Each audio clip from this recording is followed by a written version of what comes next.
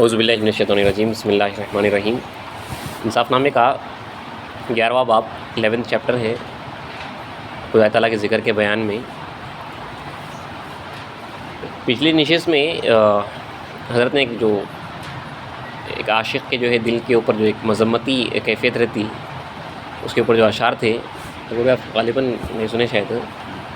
حضرت لکھ رہے ہیں کہ جو ہے اشعار ہے کسی شاعر کے، جو کہہ رہا ہے کہ یا تو دل گھر بار سے اٹھا لے یا عشق کی تمنا مت کر، اگر تجھ کو وصل درکار ہے، یعنی اگر ملنا اللہ سے درکار ہے، ضروری ہے، تو اپنی ساری تدبیروں کو چھوڑ دے، ہر پلاننگ کو چھوڑ دے۔ تو مرد نہیں ہے عشق بازی کے لیے، جا اے خواجہ کوئی دوسرا کام کر۔ اے مخنث جا تیری یہاں رسائی نہیں ہے، عشق حق و مخنث سے کام نہیں۔ نہ تو عاشق ہے نہ عشق میں سچا ہے، جاں بازی کا دعویٰ کرتا ہے۔ جلنا بھی جلنے کے ساتھ موافقت کرنا بھی یہ پروانے پر ختم ہو چکا۔ تو میرے ساتھ عشق کرتا ہے اور میں تجھ کو رسوا کروں گا، بے تن اور بے جان کروں گا، بے گھر اور بے ٹھکانہ کروں گا۔ مطلب اللہ تعالیٰ کے راستے میں یہ تمام چیزوں سے جو ہے گزرنا ہے۔ اگر انہیں اس کے ساتھ تیار نہیں ہے تو یہاں پہ مت آؤ، بلکہ اور یہ تمہارا جو ہے راستہ ہی نہیں ہے۔ اسلام بھی اور ہمارے صحابہ مہدی بھی جو ہے یہ اشعار پڑھے ہیں کہ بلائے ہر دو عالم ایک جا جمع کردن، پساراں عشق بازی نام کردن، یعنی دونوں جہاں کی بلاؤں کو، مصیبتوں کو، پریشانیوں کو ایک جگہ جمع کر دو، اس کا نام عشق بازی رکھ دو۔ تو یہ راستے میں اگر یہ کر سکتے تو جو ہے آؤ، ورنہ جو ہے مت آؤ، اور نہیں۔ بندگی میاں نعمت رضن سے منقول ہے کہ آپ ولایت سندھ میں دائرے کے ساتھ رہتے تھے۔ بعض عورتیں اپنی قوت بصری کے لیے کشیدہ نکالتی تھی، کچھ کام کر رہی تھی وہ۔ بندگی میاں نعمت رضن نے فرمایا کہ یہ فتو جو خدا کی راہ میں آتی ہے ان کا حق ہے جو خدا کے ہو رہتے ہیں۔ چنانچہ اللہ تعالیٰ نے فرمایا فتو للفقراء الذین احصروا فی سبیل اللہ، کہ یہ قرآن مجید کی سورہ بقرہ کی آیت ہے، جب یہ کہہ رہا ہے کہ فتو ان فقیروں کے لیے ہے جو اللہ کی راہ میں قید ہیں، زمین پر چل پھر نہیں سکتے۔ جاہل ان کو بے نیازی کی وجہ سے تونگر سمجھتے ہیں، تو ان کو ان کی پیشانی سے پہچان لے گا جو لوگوں سے اصرار کر کے نہیں مانگتے۔ تم جو مال خرچ کرتے ہو بے شک اس کو اللہ جانتا ہے۔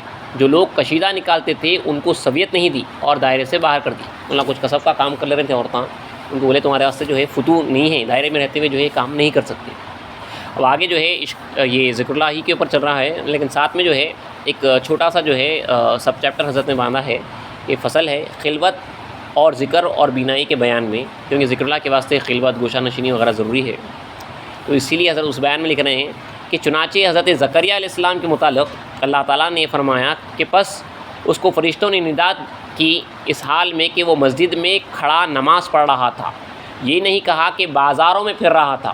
جب کوئی سائل سوال کرے اور دروازہ نہ چھوڑے تو اس کی درخواست قبول ہوتی ہے، اور اس میں اس بات کی طرف اشارہ ہے کہ بادشاہوں کے پاس جب کوئی آدمی حاجت لے جاتا ہے تو حاجت براری تک بادشاہ کے دروازے پر پڑا رہنا لازم ہوتا ہے، اس سے ضروری ہوتا ہے۔ یہ قرآن مجید کی جو شروعات کی آیت ہے کہ زکریا علیہ السلام جب اللہ کو پکار رہے تھے تو جو ہے مسجد میں تھے، اپنے آپ کو جو ہے قید کرے تھے، گوشہ نشین ہوئے تو اللہ جو ہے پکار سنا تھا۔ تو اس کے بعد حضرت کہہ رہے ہیں کہ جو ہے مانگنے والے کے واسطے یہ لازم ہے کہ جس سے مانگ رہا ہے اس کا دروازہ اس وقت تک نہ چھوڑے جب تک کہ جو ہے آپ کی حاجت پوری نہ ہو جائے۔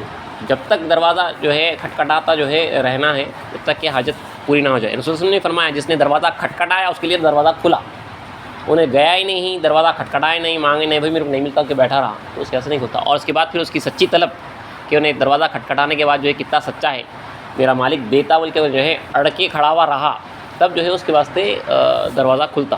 خالی ایک کھٹکھٹایا، دوسرا کھٹکھٹایا، اس کے بعد جو ہے چلے گیا تو اس کے ایسے دروازہ نہیں کھلتا۔ کیونکہ آپ دیکھ لیجیے آپ کا دل ہے، یہ میں اس سے پہلے بھی کہتا تھا کہ دل جو ہے خانہ خدا ہے، اور یہ اللہ کا گھر ہے۔ اب آپ کی ہر جو دستک ہے الا اللہ تو لا الہ نہیں کی، وہ ایک دستک ہے اللہ کے دروازے کے اوپر، الا اللہ تو لا الہ کی ایک دستک ہے اللہ دروازہ کھولنے کے واسطے۔ اندر جو بادشاہ بیٹھا ہوا ہے وہ اپنے آپ کو متکبر بول رہا ہوں، نہیں تکبر والا ہے، صرف تکبر اس کچھ ہے، اللہ کچھ ہے، ساری جو ہے کبریائی جو ہے اس کے واسطے تھے۔ تو انہیں ایوں آ کے سے دروازہ نہیں کھول دیتا ہر کس و ناکس کے واسطے۔ جب دوسرے نہیں کھولتے مخلوق میں سے تو جو ہے یہ انہیں اتنی آسانی سے دروازہ نہیں کھولتا، تو جو سچا ہے اس کے لیے جو ہے دروازہ کھولتا ہوں میں۔ اسلامی فرمائے 1:1000 کا ریشیو بتائے، 1000 میں سے جو ہے ایک پہنچا، بلکہ تو یہ ہر جو کھٹکھٹانے والا ہے انہیں جو ہے وہاں پہ ٹکا ہوا رہنا پڑتا، دائمی طور پہ جو ہے تو ہے کا جو ہے دروازہ کھٹکھٹا ہے تو جو ہے اس کے خلوص پہ تو اللہ اپنا فضل کرتا اور دروازہ کھولتا.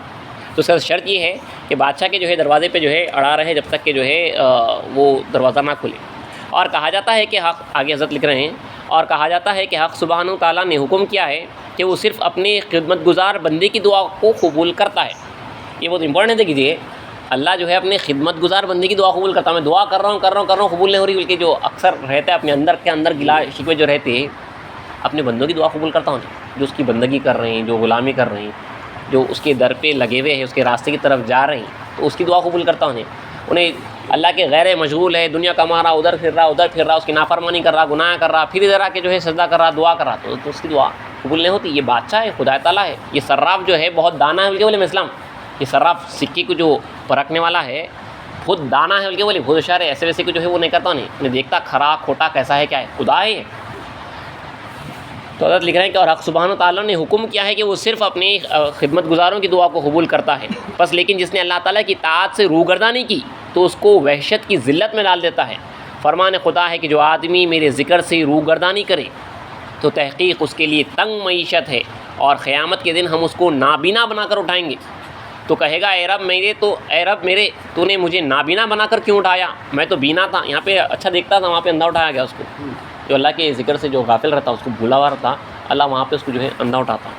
اور نیز میاں بھائی مہاجر رضی اللہ عنہ سے منقول ہے کہ حضرت مہدی علیہ السلام نے 2-3 بار آ کر دیکھا کہ 2-3 برادر ایک جگہ بیٹھے ہوئے ہیں، کچھ باتیں کرنا.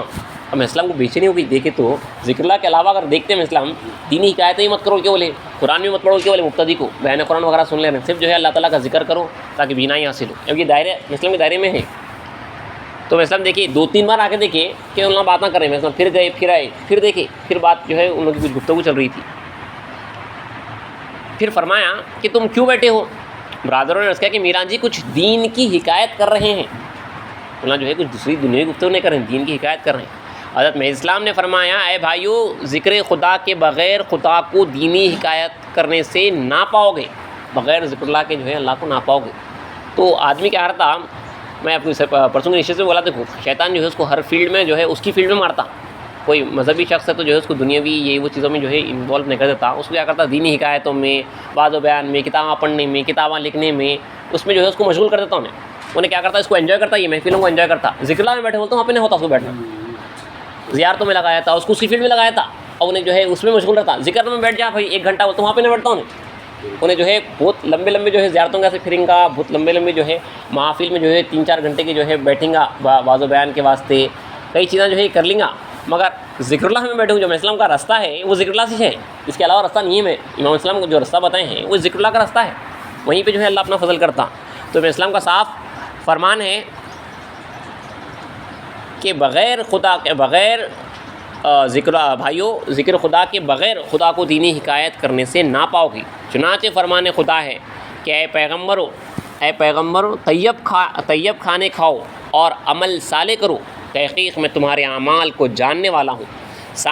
دوسرا یہ کہ اللہ نے وہی راستہ مقرر کر دیا ہے تمہارے لیے دین کا، جس کا حکم فرمایا تھا نوح کو، اور جو ہم نے وہی بھیجی تیری طرف، اور وہ کہ جس کا ہم نے حکم دیا تھا ابراہیم اور موسیٰ اور عیسیٰ کو کہ قائم رکھو دین کو اور اس میں تفرقہ نہ ڈالو. شاق گزرتا ہے مشرکین پر وہ دین جس کی طرف تو ان کو بلاتا ہے.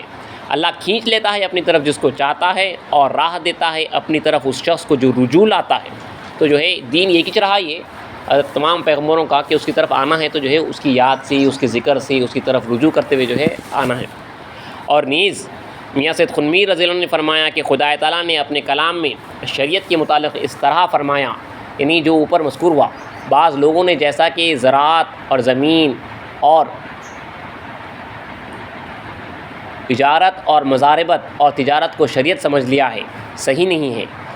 چنانچہ فرمان خدا ہے کہ وہ ظاہری حیات کو جانتے ہیں اور وہ آخرت سے غافل ہیں. کہا سلیمان علیہ السلام نے کہ اللہ کا ذکر ہر چیز سے بڑھا اور افضل ہے. نبی علیہ السلام نے فرمایا کیا میں تم کو ایسے عمل کی خبر نہ دوں جو تمہارے مالک کے پاس سب سے اچھا اور سب اعمال سے زیادہ پاک اور تمہارے درجوں کو بڑھانے والا اور سونے اور چاندی کی خیرات اور دشمن سے مل کر تم ان کی گردنیں مارتے اور وہ تمہاری گردنوں کے مارنے سے بھی اچھا ہے۔ صحابہ نے عرض کیا یا رسول اللہ وہ عمل کیا ہے؟ تو آپ نے فرمایا کہ اللہ کا ذکر، وہ ذکر اللہ جو سب اعمال کا سردار اور سب اعمال سے افضل ہے۔